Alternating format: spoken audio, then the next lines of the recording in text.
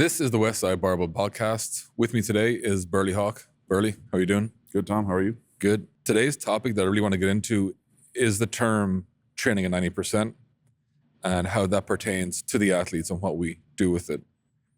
One of the first videos that really resonated with me with Louie was that one he did back in the gym, I think it was about 2009, where you had a very youthful Travis Bell and AJ Roberts in the background.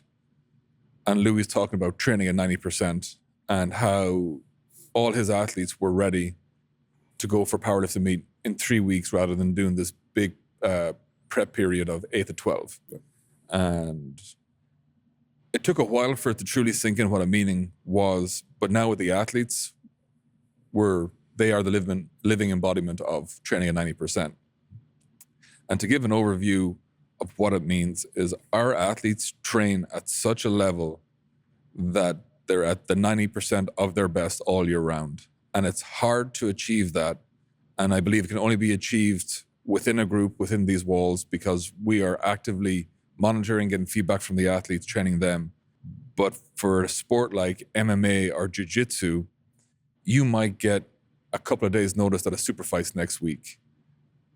And none of our athletes are going to go, I can't do that. I need 8 to 12 weeks. So we need a system in place that allows athletes to train at an ultra high level, that's dense, has pace, and that they're at 90% of their best all year round. It's hard to achieve, but once you build up that workload and tolerance to it, there is very little drawbacks once recovery and all other methods are done alongside this.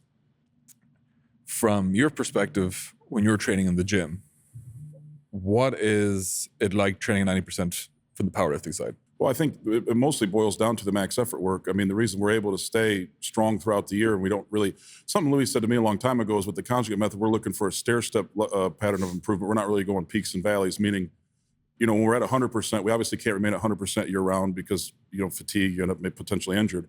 But, as long as we're continuously training at, a high level of intensity, which if we have a high level of absolute strength, we're also going to have a high level of dynamic effort. Training weights drives volume accumulation. So in total, that builds an athlete that is essentially ready all year round, or at least familiar with near competition stimulus year round.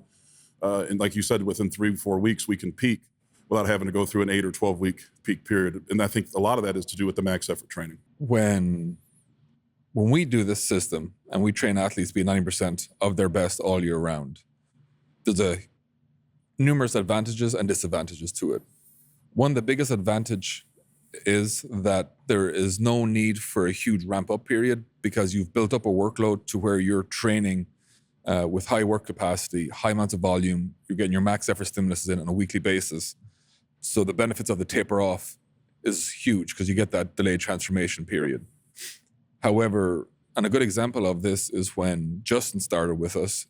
He started training at Westside at the start of his season. And no matter who you are at or who you are, what sport you're in, you have to come into the group and train the way they're training. So he had to train and build up that capacity while in season. Yeah. It's not the most advantageous, but he was able to do it. And then once you build up that tolerance, it doesn't matter whether you're in season, out of season. Grapplers, fighters, they don't have seasons. They take opportunities, especially when you're ascending to the top. You have to take everything that comes your way. Mm-hmm. Building up that workload takes a while. We have athletes who have responded to this in 3 weeks. They get into it really good and they're able to adapt to the workload. Other athletes, it takes 3 to 6 months. It all depends on your background, level of training, physical literacy, stuff like that. But for those that are able to do it, it means you can take any opportunity that comes your way. Mm-hmm. And that's a huge thing. And one thing that we got wrong at the start when we started doing this, because I couldn't fully understand what training at 90% was with the athletes. We would do our version of, we'd ramp up for a competition and we would do it in a block style. Like, hey, I think 8 weeks out is the most familiar term that everyone's used to. But we would ramp all the way up and we're burning the candle at both ends because sport-specific training went up, gym went up, and then we would build it up to this humongous week for volumes off the charts. Mm-hmm. And we thought that was the way, But turns out, once you build up that capacity, there's no need to do that build up because you build up that tolerance and you're actually recovering better, and that taper is even better, especially for weight cut stuff like that. Yeah. Oh, I think a big issue that individuals face, and this goes back to the peaks and valleys thing, is, we don't really remove stimulus. We keep the same stimulus in, or same stimuli in year round. We have our max effort training, our dynamic effort training, our repeated effort training. A lot of training methods, they'll go high intensity for a small period of time, and then they ramp down drastically. And then, the athletes experience a loss of absolute strength. And I think with our athletes, like you said, they're always at 90%. They always carry a relatively high level of absolute strength. They're always driving volume, work capacity is there. So because we don't remove the necessary stimulus to make a great athlete, I think that's why these guys are able to stay at 90% year-round and remain consistent. Most, wouldn't you agree, most periodization style programs, they're removing stimulus at different parts of the year. When you remove that stimulus, it's gone. The training effect's gone. Yeah. Because, the stimulus and training effect directly related. You're breaking the feedback loop. You're omitting something that's carrying over to your performance. And then you got to wait a long time to come back into it. Yeah. I mean, would you say those sports coaches, they're scared to death of max effort training? But it's mostly, I think, in my opinion, because they haven't had a lot of sports coaches have not had experienced max effort training. And then the other side of it is they don't know how to train at max effort intensities and then manage the overall training load. And then a lot of these coaches end up, athletes end up injured or overtrained because they don't know how to manage the rest of the week's training if there's max effort involved. Would you think that's maybe the case? I would say there's a lot of external factors when you're working with teams. Most coaches that I've met know the value of max effort training, but they don't know how to put it in within the system they're doing. Also the sports practice, right? Like to where you're ultimately at the beck and call for the franchise or whoever you're working for. Yeah. That comes first. You try to develop athletes.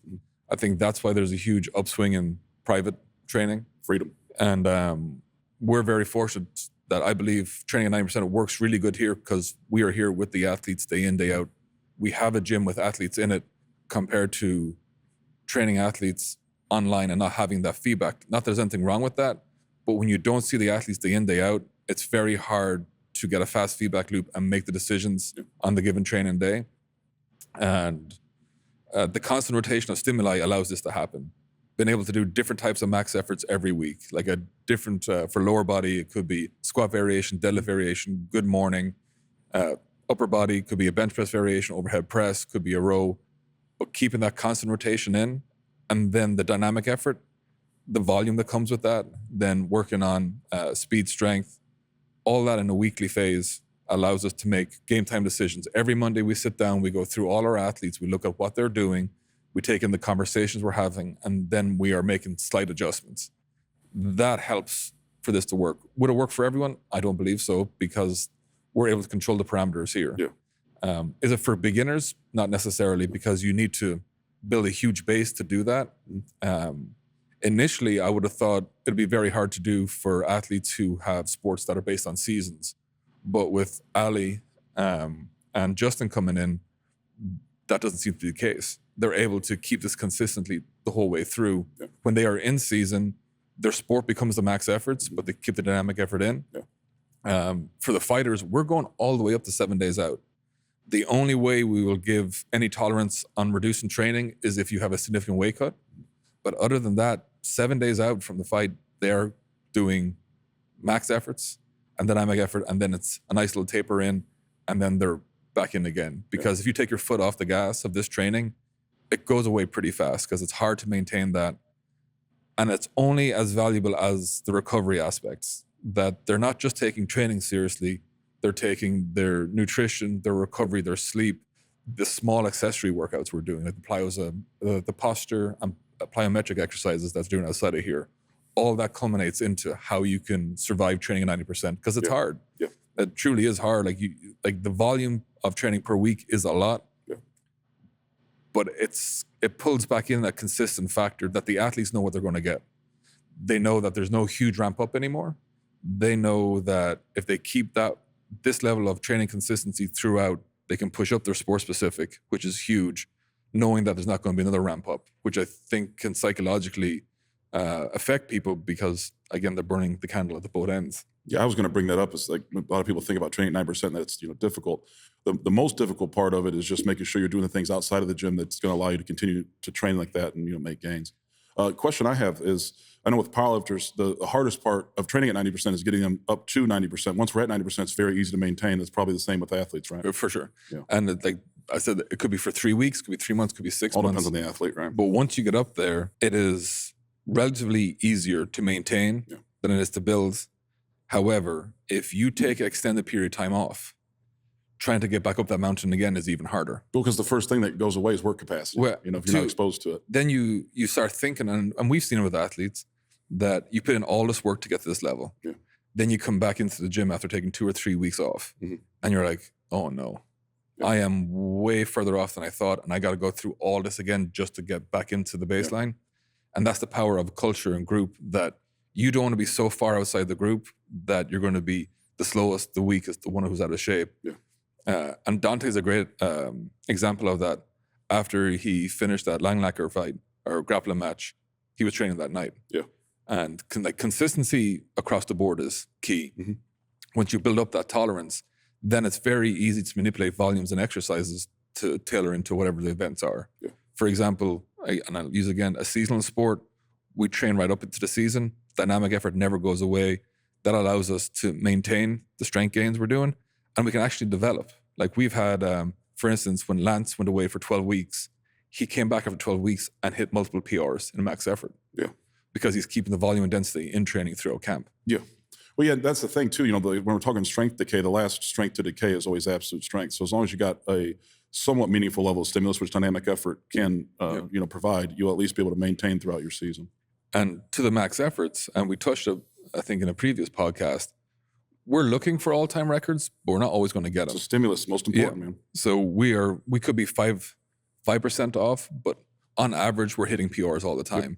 And that's where thinking about exercise rotations for max efforts, you can easily rotate in exercises that you know you're going to get a PR in. It might be something you haven't done in 12 weeks, you put that in, or it might be a new exercise, a new stimulus. For instance, if you're not feeling the best on a day, you can change out that max effort exercise for something completely new, and now you have established a new PR. So the psychology of the lift, because max effort training is goal setting. It's strategic goal setting of like, hey, I'm trying to chase a 5-pound PR. How can I be strategic in achieving that? It allows us to see that all our accessory work that we're doing is accurate because that's going up. And from my perspective, at the end of the day, I'm trying to build the best possible athletes for their sport, not in the gym. So we're able to rotate around. And I think that's where we'll hit another podcast, training as necessary, to where, well, what does that mean? Because if you wanted to try push these athletes to be the strongest ever and to be powerlifters, then that would completely crush their sports because it's two different disciplines. And each one has to give each other respect for their disciplines, but we don't want the strongest in the gym and the worst in their sport. Absolute strength plays a role in both, but the absolute strength is the sole focus of powerlifting. It's not the sole focus of athletic training. And that term, and I think we'll put in the clip from the boss, him talking about that training at 90%. And it's a hugely important thing that if you're able to build up your athletes to train at this level, then they're ready to compete in whatever opportunities come their way. And with the individual sports, with the grapplers, with the fighters, they have opportunities coming left, right, and center. And they need to have the belief that they know their body is ready. They know their skill set is ready because they're training all year round. And to have a system and environment that promotes that is huge. And something else I want to say too, regarding like super compensation, when you're training at a high level year round, high intensities, the greater the intensity, once rest occurs, the greater level of super compensation. So once these athletes institute rest, they get a greater level of super compensation because they're training at a particular high level of intensity year round. That's what a lot of people don't understand. The higher level of intensity you train, the greater advantage you gain when super compensation occurs. And from a cultural perspective, from the group, when you're training at that level, someone new comes in, it is a very good weeding out system to where this is what's expected of you. Like we say, like this is a place to do what others won't. So when someone new comes in and says that they want to train here, train with the athletes, because everyone we have here is a high-level pro athlete.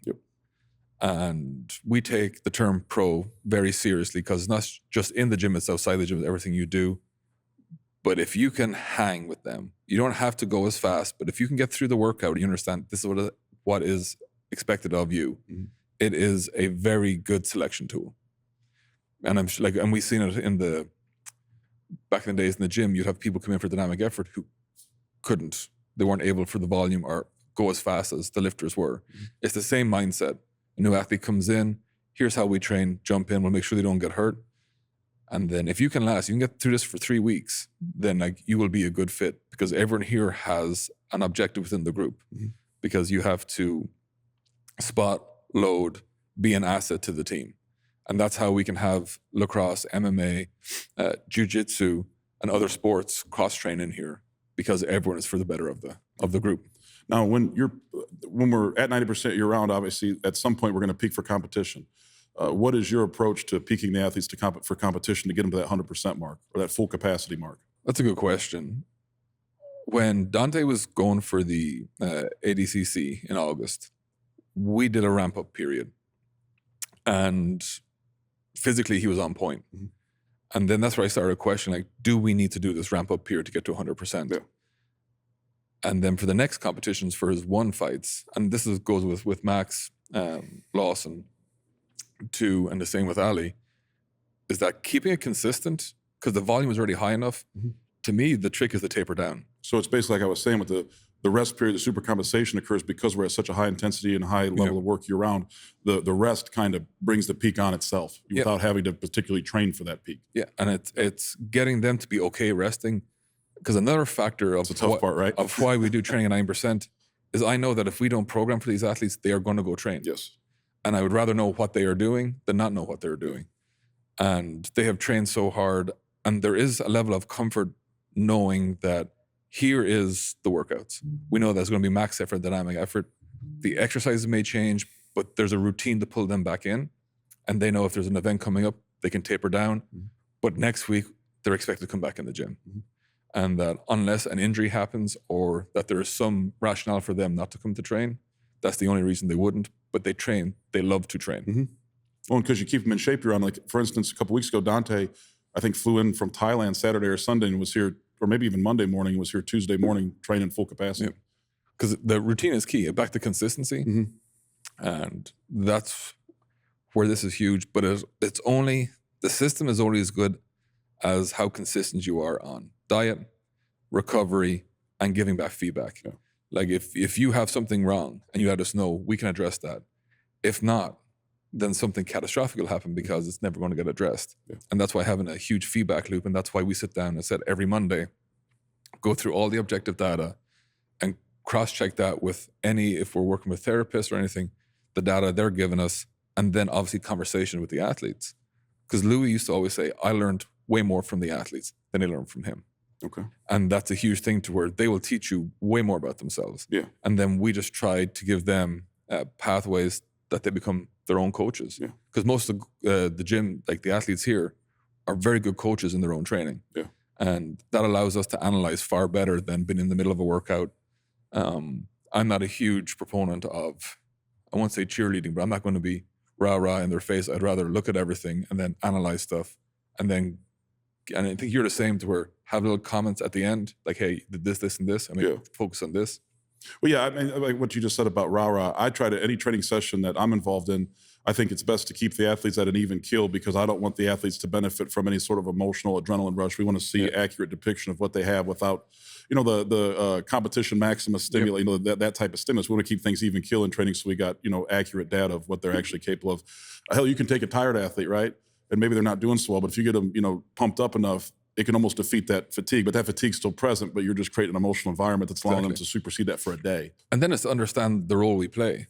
They're all athletes that have stuff that goes on outside of here. Exactly. It's all general work. That's what people don't understand. It's general work here. They're turning up for the strength conditioning here. Then they leave here and they go do their sports skill. Yep. Then they have lives. Then some have families. So you have to factor in all this, that we have them for a particular point in time. We have to maximize that. We're not going to do anything here that they could easily do somewhere else. We're trying to make it very specific to our environment, but the training is general. Yeah.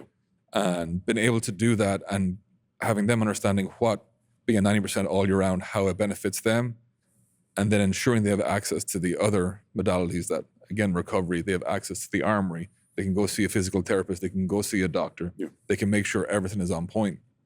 And I think that's why our athletes are ready all the time. And if you look at last year, they're taking competitions every 2 weeks. Yeah.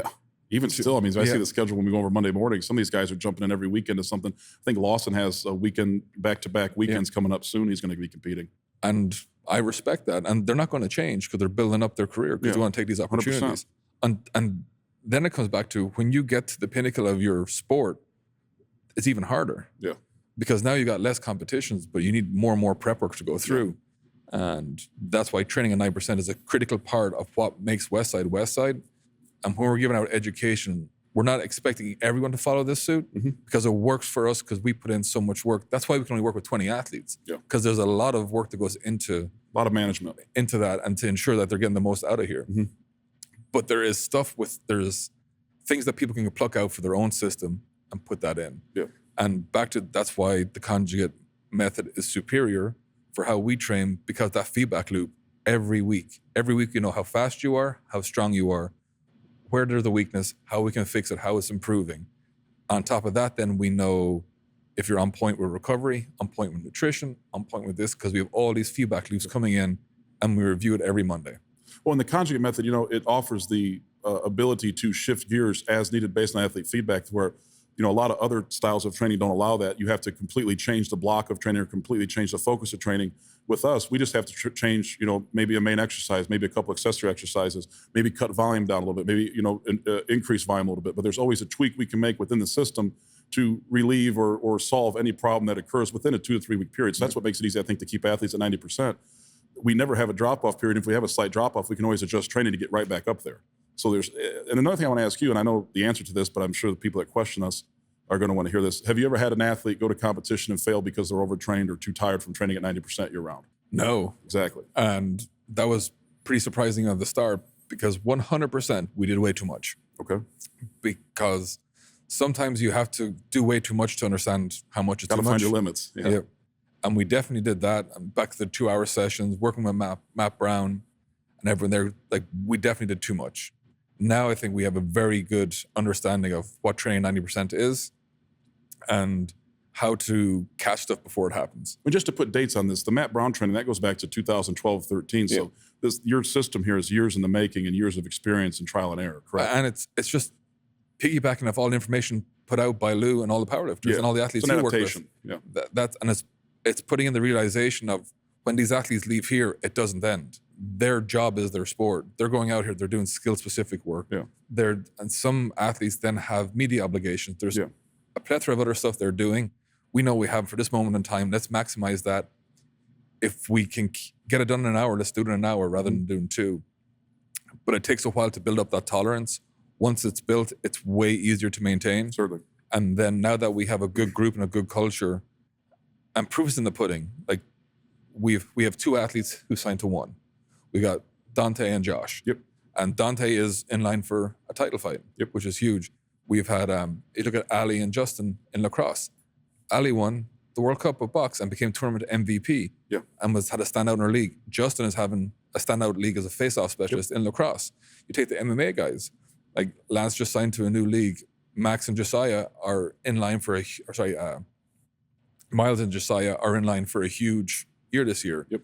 If you take Lawson and Max and Vitor, these guys are primed all year round. Yep. So like all these people are winning too. We're not taking credit for the skill aspect, but what we're proud is we got them to the events. The management, the strength training management's correct. Their injury, like no athlete will ever go 100%. It's next to impossible because there's always going to be niggling little hurting things happening. But we got them to all their events and we made them as injury resilient as possible. And they performed because we're giving them access to more of themselves. And if you have skill and more access to it, you're going to dominate. Yeah. And that's why over the last 2 years, we didn't want to come out with information that wasn't tried and tested, even though we've been doing this since 2011. Yeah. There's been iteration after iteration. But we wanted to come out with like, hey, we've won multiple world championships. We have people who are MVP in a World Cup, which is the world. Like these are huge achievements in all different sports.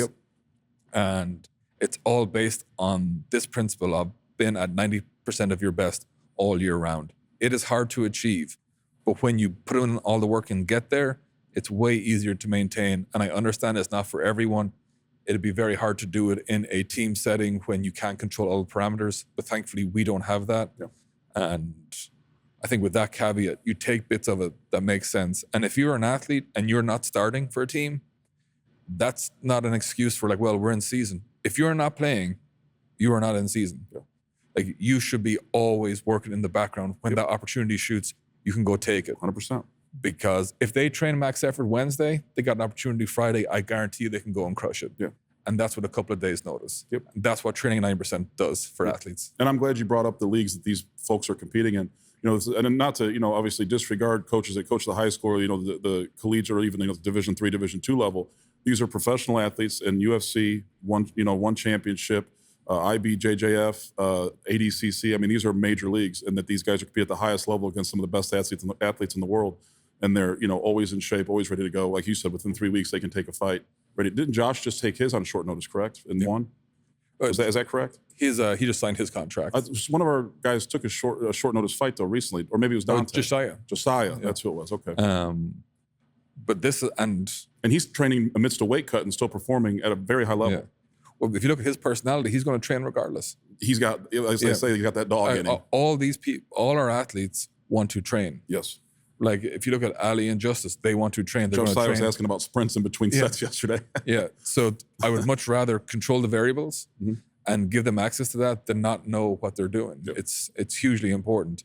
And this is all stuff taken from how Louie trained powerlifters and the athletes. We just adapted it into the system going forward. Yep.